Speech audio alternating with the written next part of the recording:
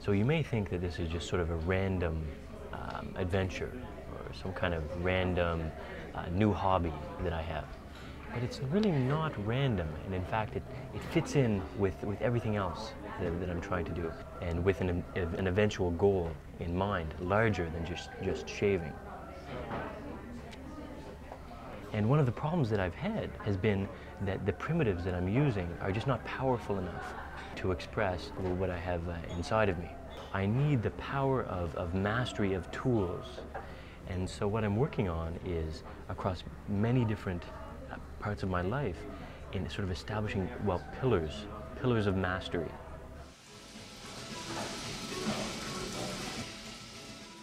I was having problems shaving with the disposable razors. And I'm not sure exactly how I knew about straight razors. I assume from a movie, but I was just getting tired of buying these disposable razors, having to clean out between the blades. It's just not clear how long you use them for. And then the other disposables, where you actually buy removable and replaceable heads, like the Mach 3, those things are just so expensive. $10 for a package of 5 or something. And this is almost becomes on the order of a telephone bill, just your monthly shaving bill. And if you start to take the net present value of all of these payments, you're talking thousands of dollars. I realized that I would probably be saving a fair amount by moving to a straight razor, saving a large amount of time, not throwing out as much, because with the disposables I just feel so guilty throwing out all of this plastic, using so much more of my quota of throwing out in garbage production. Yeah, more and more people are going back to that. It does give you the closer shave. The only drawback is that you're only allowed a few mistakes, or just one mistake. And I asked them, where can I buy a straight razor? We stopped selling. We weren't positive they were all being sold shave with. And I said, oh, that's terrible. People slitting their wrists with those razors. He said, no, wasn't it at all. We thought some were being used as weapons. So I thought that was kind of funny. It's modeled after the French Army straight razor that they used during World War II to shave the hair away from wounds. So this is used, eh? No, it's not. It's modeled after the ones.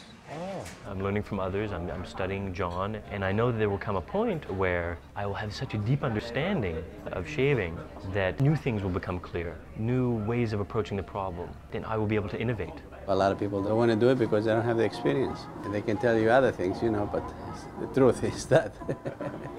So you think the older straight edge are just too difficult to keep sharp? Yeah, because they don't make good razors. Like a Tiger, German Solinger, people don't use it, so they don't make it. Just buy for souvenirs. This is Wilkinson double H. Really? You know, you use this here. It's a special razor.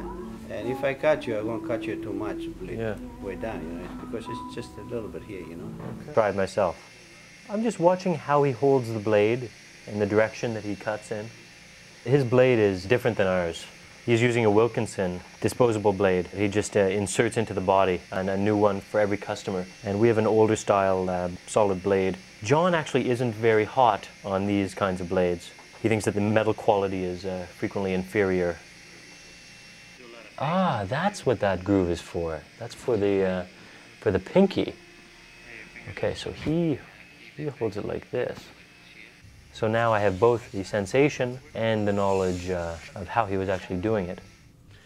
This refines the edge, aligns the edge, right? It doesn't establish the edge. It just brings the molecules into alignment for a straight edge. Never touch the hone in a backward stroke when putting it in position for the second movement. Huh.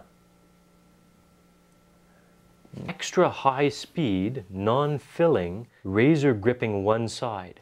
That's a sentence. All caps. The world's finest mellow hone on the other side. A straight edge should last someone a lifetime. This blade I've had for about a month. This is the first time I've honed it. I hope this is doing something.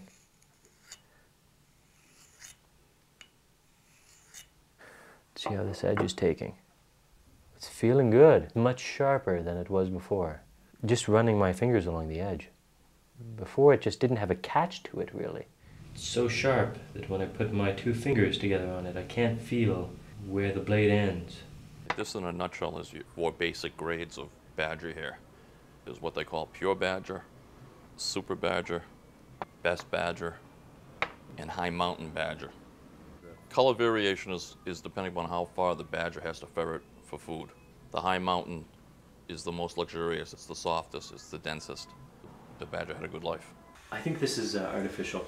As we can tell, there's not much of a difference in color from the bottom to the top.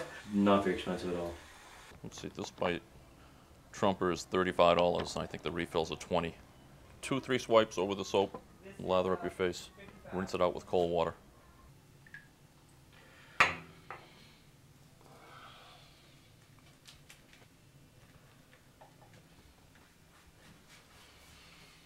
Let's give it a final polish on the strop just before I dig in here. See, one is basically the sideburns, and two is the cheek, and then we'll do the sideburns and the cheek on the other side as well. Actually feels very nice. This is tough. The hairs there are just very resilient and tough, you know? And just shaving in this direction, I keep feeling the blade cut into my neck and grab it, and I just, you know, have to stop. Look at that, how beautiful that is, how closely shaven that is. Can you see that? I was on a roll there. Oh, you got some blood, a little bit of blood there. Oh shit, I'm bleeding all over, check it out, dude. If I actually get good at it, well, which I will, every second day, if I went in too clean shaven, they would start to wonder if I could really program. I almost got to do this way I feel because my hand's in the way, I can't see. I want to be careful here, I have a mole right here that I always cut off when I'm shaving. Well, it used to be much larger than it is now. It